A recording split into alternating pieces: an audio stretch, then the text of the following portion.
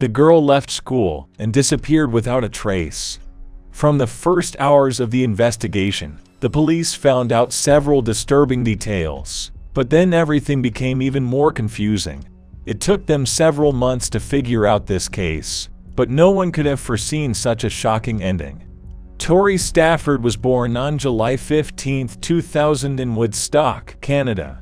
The girl's parents divorced shortly after her birth, and she and her older brother Darren remained to live with their mother. Their father continued to take part in their lives, and they saw each other periodically. The children loved spending time with their maternal grandmother, but they were closest to each other ever since childhood. Tori and Darren were inseparable. There were almost never any quarrels or any other problems between them. Even though he was only 3 years older, Darren always tried to look out for her. In April 2009, when Tori was 8 years old, they moved to a new home. It had the advantage of being just a few minutes' walk from the school where he and his brother attended. After finishing school, Darren had to wait for his sister.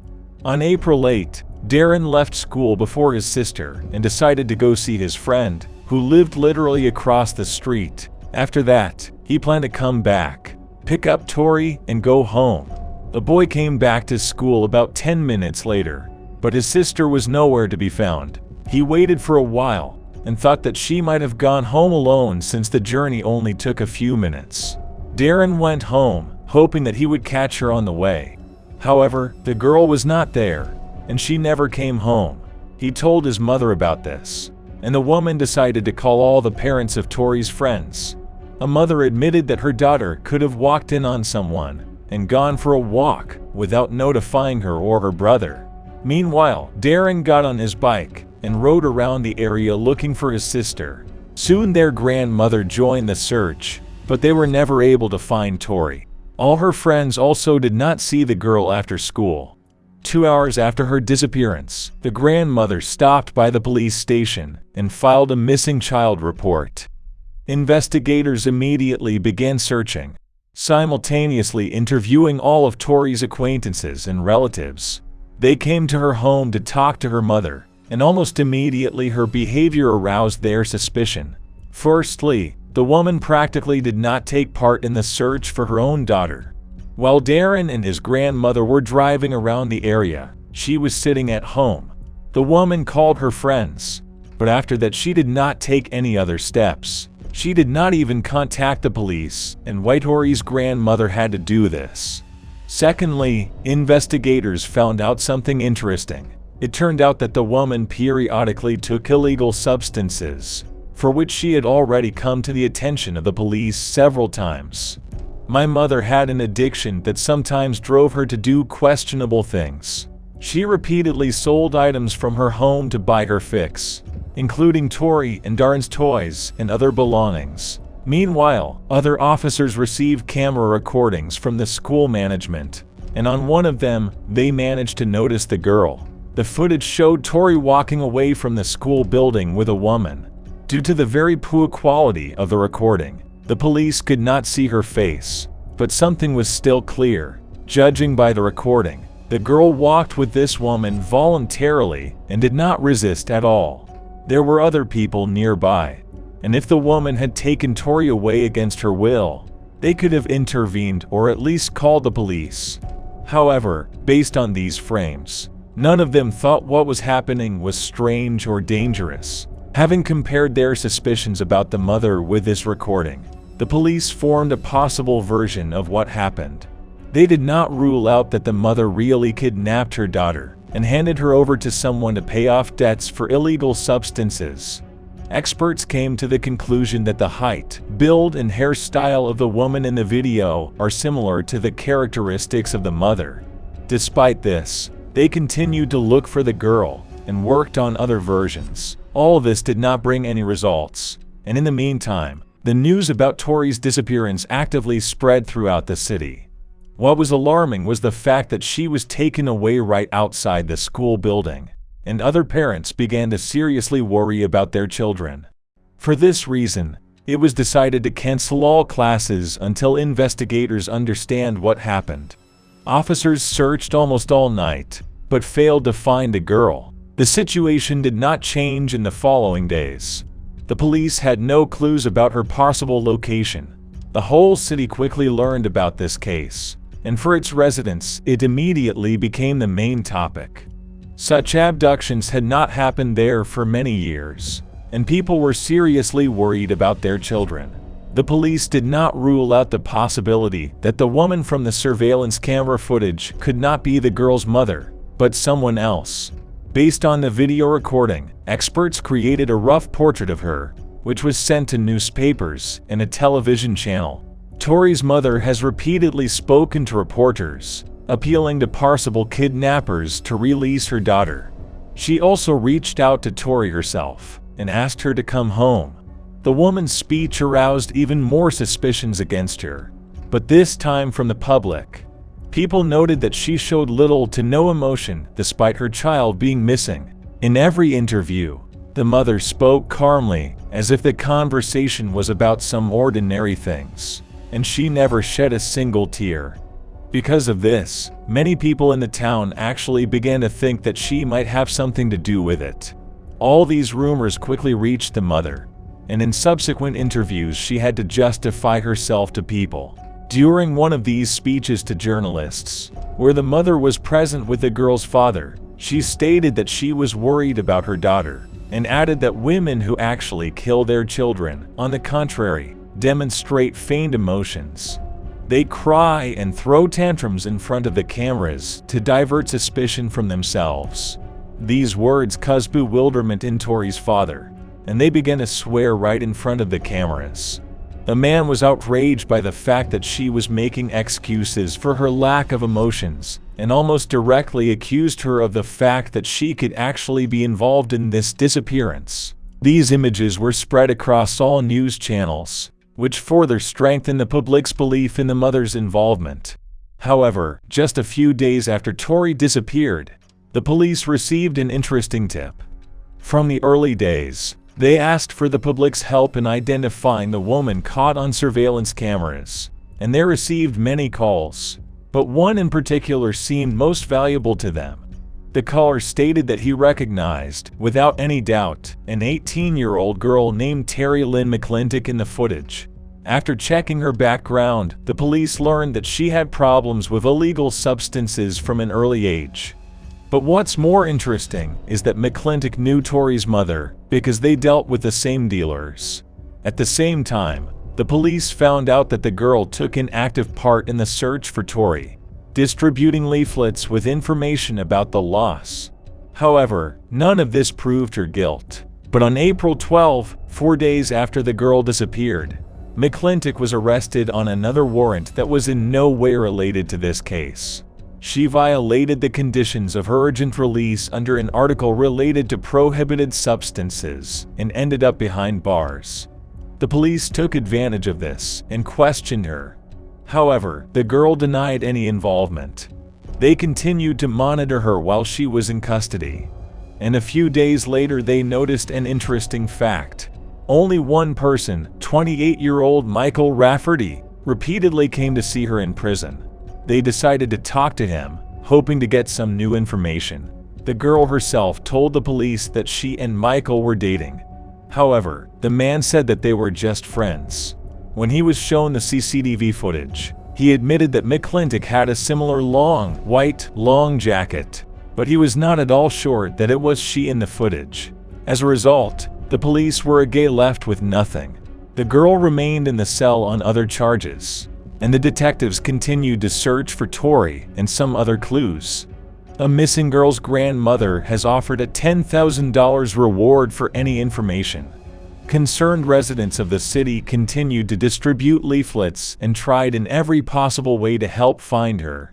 Despite this, there was absolutely no progress in this matter for several weeks. But almost a month and a half after the girl disappeared, something unexpected happened. McClintock contacted detectives through prison authorities and said she wanted to tell them something about Tori's disappearance. Investigators immediately came to question her, and her story truly shocked them. According to the girl, on the morning of April 8, an unusual conversation began between her and Michael. At first, The conversation, supposedly as a joke, turned to kidnapping some girl, and Michael began to tell her that she did not have the courage to do such a thing. McClintock did not like this and began to prove to him that she was capable of doing something similar. Then Michael asked to prove it. He said that if she really wasn't afraid to do something like that, then she should do it today. And the girl agreed. In the afternoon, she came to the school where Tori studied and began to wait. According to her, she did not have the goal of kidnapping her, but she simply looked out for a suitable victim. The girl chose her for the reason that she left school first, and there was no one next to her. Approaching the girl, she started talking to her and said that she had a Shih Tzu dog in her car. It is noteworthy that Tori also had a dog of this breed at home. It's not clear if this was an uncanny coincidence or if McClintock knew this because she knew her mother. The girl became interested and wanted to look, after which she walked to the car with McClintock. However, there was no dog there. Michael was in the car instead. As soon as the girl approached the open door, the girl pushed her there, got into the car, and the three of them drove away. They drove out of town, making 2 stops, at a gas station and at a hardware store. McClintock went to the store and said Michael told her to buy a nail puller and trash bags. The girl insisted that she knew nothing about her boyfriend's plans, but began to guess what he was going to do to her. While in the store, she thought about not returning to the car. However, she was allegedly afraid to leave the girl alone with Michael and came back. After that, they drove into a wooded area near the town of Mount Forest, located about 130 kilometers from the girl's home. Further, according to McClintock, Michael pulled the girl out of the car, began beating her, and subjected her to violence. The girl said she couldn't bear to watch it, so she decided to go for a walk. After some time, the man killed Tori, hid her body, and they went home. Throughout the story, McClintock repeated that she did not know about Michael's plans to kill her, and said that she would never have taken such a step if she had known about it in advance. Of course, the detectives did not believe her. In their opinion, the girl structured her story in such a way as to shift the blame as much as possible from herself and avoid responsibility, which would have been impossible in any case. However, her version of what happened was enough to bring Michael in for questioning. At first, the detectives kept McClintock's story quiet and simply asked him if he had anything to do with Tori's murder. They continued to put pressure on him, and the man's behavior changed before our eyes. At first, he calmly answered the questions, but with every minute Michael became more and more nervous. It was clear from his voice that he was ready to cry, but the man continued to deny his involvement. Then the detectives told him about McClintock's confession, and Michael became even more nervous.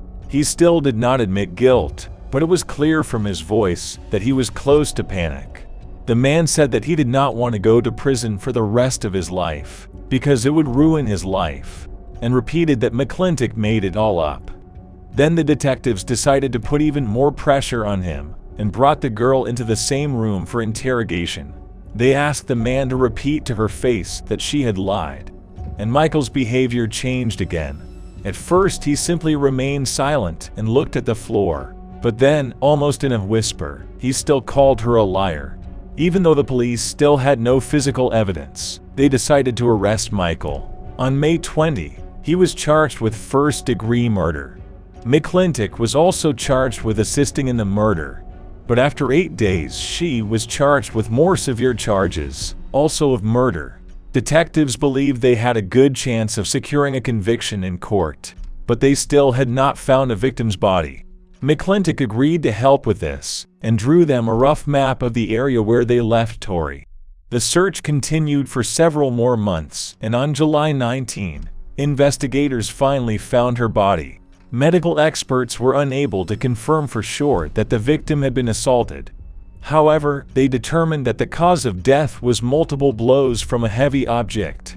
Shortly before the trial, another unexpected turn awaited the detectives. McClintock suddenly changed the original version of events, and far from in her favor. She stated that she actually went for a walk while Michael was assaulting the victim, But then she returned and struck the victim herself, from which she died. Thus, the girl admitted that she was not only an accomplice to this crime, but was also the actual killer. It was decided to hold the trials of Michael and McClintock separately. The girl fully admitted her guilt, but the man still insisted on his innocence. During the trial, his lawyers told their version of what happened. The kidnapping and murder were originally planned and executed by the girl, and Michael had nothing to do with it. He just went with her in the car for company and did not take any part in what was happening. In other words, he watched McClintock kidnap and kill his victim, but he didn't react at all. At the same time, the prosecution presented footage from an ATM camera located next to a building materials store, where they stopped on the way to the murder scene. Michael caught this recording while withdrawing cash there. Apparently, his girlfriend was still in the car at the time. Considering that McClintock admitted that the girl died at her hands, she was quickly sentenced. She received a life sentence with parole eligibility after 25 years. Michael's trial lasted several months, and in May 2019 he was found guilty.